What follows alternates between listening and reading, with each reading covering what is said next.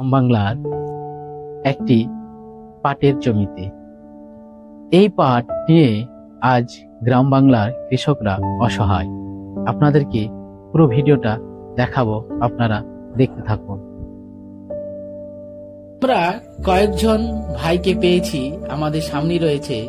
তিনারা পাট কাটছেন, দেখুন কিভাবে, কত সুন্দর করে। চৈত্র বৈশাখ মাসের বর্ষায় পাট বীজ বোনা হয়। জ্যৈষ্ঠ মাসের খরায় পাটের নিড়ানো কাজ হয়, বাছাই করা হয়, পরিচর্যা করা হয়। আষাঢ় শ্রাবণ মাসে ভরা বর্ষায় যখন নালা ডোবা খাল বিল পানিতে ভরে ওঠে, তখন পাট কাটা হয়। নিকটবর্তী জলাশয়ে পাট গাছ জাগ দেওয়া হয়। পাট পচানোর ওই পদ্ধতির নাম রিবন রেটিং। পরিবেশের ওই সব কিছুই পাট চাষের সাথে নিবিড়ভাবে সম্পর্কিত। পাট সম্পূর্ণ বৃষ্টি নির্ভর ফসল। সাময়িক খরা অথবা জলাবদ্ধতায় পাট ফসল তেমন ক্ষতিগ্রস্ত হয় না। পাটের উল্লেখযোগ্য ব্যবহারের মধ্যে রয়েছে সুতা, পাকানো সুতা, বস্তা, চট, কার্পেট, ব্যাগিং ইত্যাদি।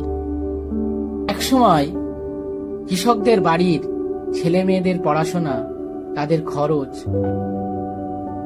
এবং মেয়ের বিয়ের খরচ সবকিছুই নির্ভর করত এই পাটের উপর।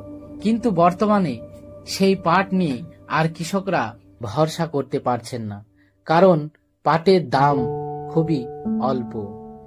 পাটের যেমন খরচ হচ্ছে, সেই খরচের দামটাই এখন কৃষকদের ওঠে না।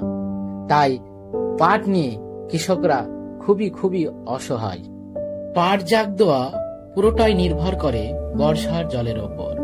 কিন্তু মুর্শিদাবাদে আজ বর্ষা নেই, বৃষ্টি নেই। তাই বৃষ্টির অভাবে কৃষকেরা আজ অসহায়। তাই নিজেরাই মেশিনে করে পানি চালিয়ে তারা আজ পাট পচাচ্ছেন।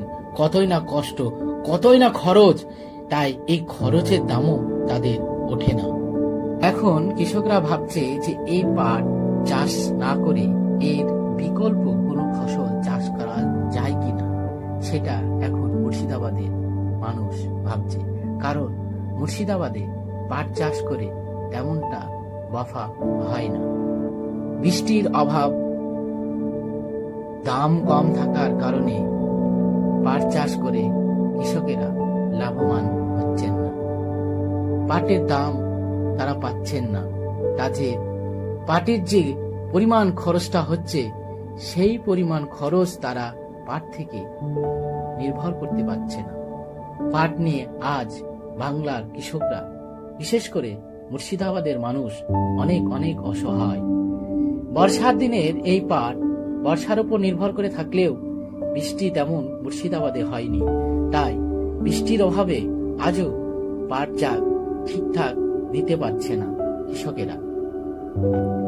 পাটের শ্রমিকের এতটাই অভাব যে পাট কাটা কিংবা পাট ধৌত করার জন্য যে শ্রমিকের প্রয়োজন, সেই শ্রমিক পাওয়া যাচ্ছে না। তাই কৃষকদের পাট নিয়ে দুর্দশাটা আরোই কঠিন হয়ে পড়েছে।